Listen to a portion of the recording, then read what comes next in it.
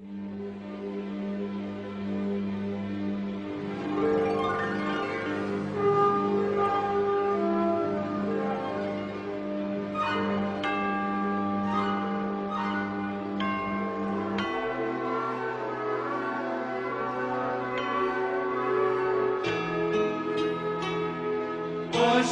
é um novo dia de um novo tempo que começou. Nesses novos dias as alegrias serão de todos. É só querer, todos nossos sonhos serão verdade.